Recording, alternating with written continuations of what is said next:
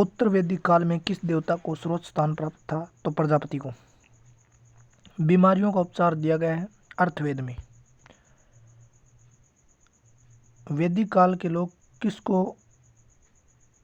लोगों को नहीं था ज्ञान, किस फसल का ज्ञान नहीं था? तंबाकू का नहीं था, जौ का, गेहूं का और चावल का, तीनों का था। ऋग्वेद का संबंध स्रोत एवं प्रार्थनाएं से है।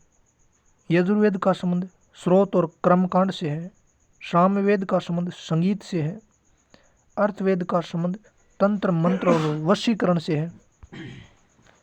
निम्न में से कौन सा वैदिक साहित्य बलिदान सूत्रों का संग्रह है? तो अर्थवेद बलिदान सूत्रों का संग्रह है।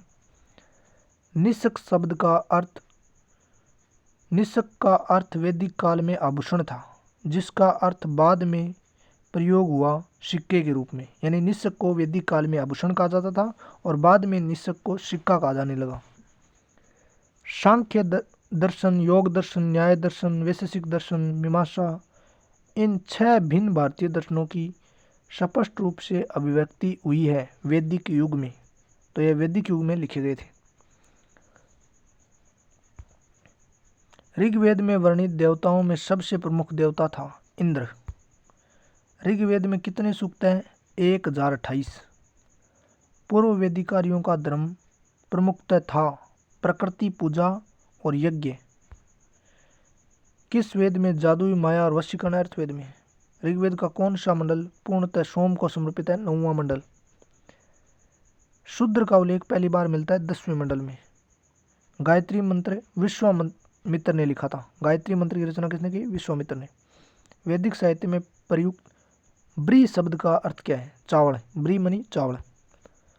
वैदिक गणित का महत्वपूर्ण अंग क्या है? तो वैदिक गणित का महत्वपूर्ण अंग है सुलभ सूत्र। आर्यन जनजाति की प्राचीनतम बस्ती कहाँ है? तो सप्त सिंधु प्रदेश में आर्यन जनजाति की प्राचीनतम बस्ती है, सप्त सिंधु प्रदेश। वैदिक युग में अनुलोम विवाह स्वीकृत था।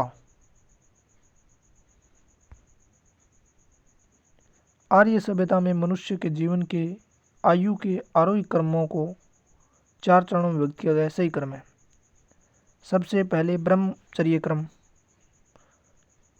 0 से 25 उम्र के लिए, फिर उसके बाद गृहस्थ आश्रम, फिर वानप्रस्थ आश्रम और अंत में संन्यास आश्रम। वैदिक आर्यों का प्रमुख भोजन क्या था? दूध और उसके उत्पाद। आर्य भारत में किस रूप में आए थे? आक्रमणकारी के रूप में। वैदिक युग के लोगों द्वारा सर्वप्रथम किस धातु का प्रयोग किया गया था? तांबा। उत्तर वैदिक संस्कृति का काल किसे माना जाता है? 1000 से 600 ईसा पूर्व। आर्य भारत कब आए? 1500 1000 ईसा पूर्व हुए। आर्य शब्द का अर्थ होता है श्रेष्ठ और कुलीन। किस काल से अछूत की अवधारणा स्पष्ट रूप से उदित हुई? तो किस काल से अछूत की अवधारणा स्पष्ट हुई? धर्मशास्त्र काल में। न्याय दर्शन के रचनाकार कौन है? गौतम। न्याय दर्शन गौतम। पूर्व वैदिक या ऋग्वैदिक संस्कृति का काल किसे माना जाता है? पूर्व वैदिक और ऋग्वैदिक काल किसे माना जाता है? 1500 से 1000 ईसा पूर्व को पूर्व वैदिक काल। 800 से 600 ईसा पूर्व का काल ब्राह्मण युग माना जाता है। वेदांत या उत्तर मीमांसा दर्शन के प्रतिपादक कौन है? तो उत्तर मीमांसा के है बादरायण, और उत्तर मीमांसा को वेदांत भी कहते हैं।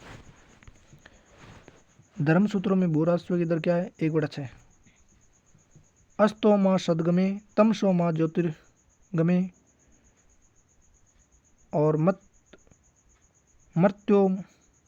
मृत्योर्मा अमृत गमे कहाँ से लिया गया है? तो उपनिषदों से लिया गया है। अस्तो माँ सदगमे, तमसो माँ ज्योतिर्गमे, ये उपनिषदों से लिया गया है।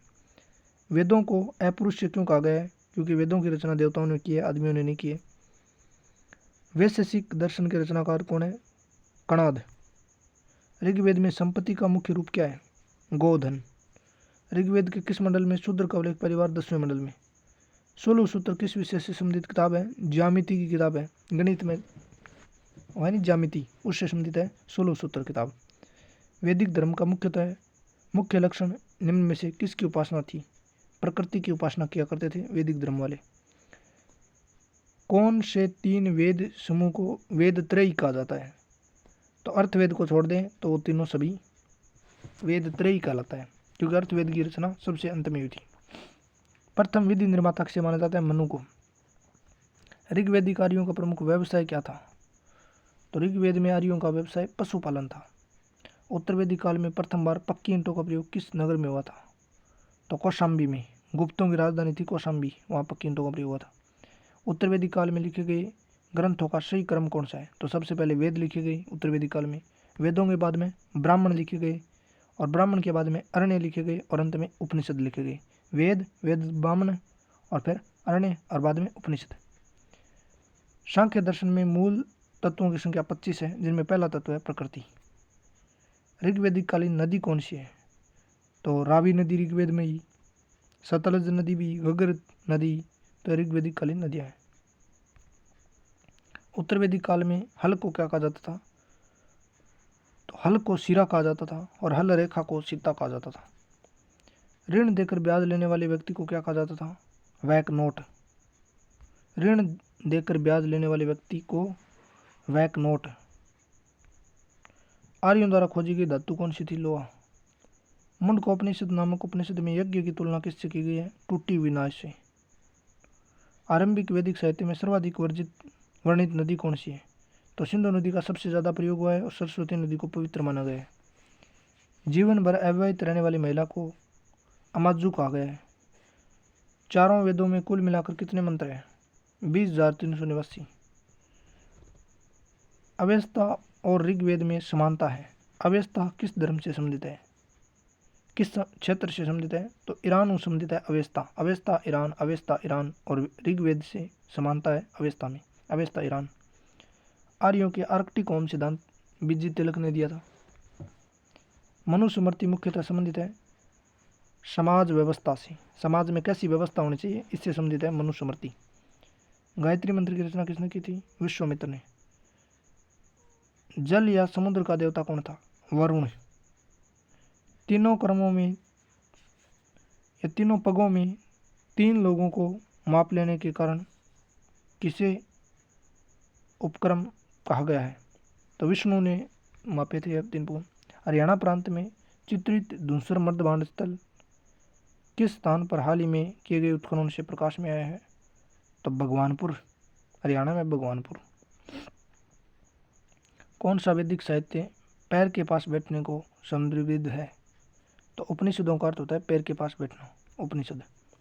प्राचीनतम पुराण कौन सा है? तो मत्स्य पुराण सबसे पुराना है। 3 ऋण में शामिल नहीं है। तो ऋण 3 लोगों का माना गया है, देवताओं का ऋण, पिता का ऋण, और ऋषि का ऋण। मात्र ऋण को ऋण नहीं माना गया है। गुरु को, पितृ को, और देवताओं, 3 ऋण। वैदिक समाज की आधारभूत इकाई क्या थी? कुटुंब। रामायण में कितने कांड है? तो 7 कांड है, जैसे बाल कांड, अयोध्या कांड, अरण्य कांड, किष्किंधा कांड, सुंदर कांड, लंका कांड, उत्तरकांड, ये 7 कांड है। निम्न में से किस वैदिक साहित्य में वर्ण प्रणाली पर चर्चा हुई थी? तो ऋग्वेद के 10वें मंडल में। और ये उपनिषद क्या है? हिंदू दर्शन का स्रोत है उपनिषद।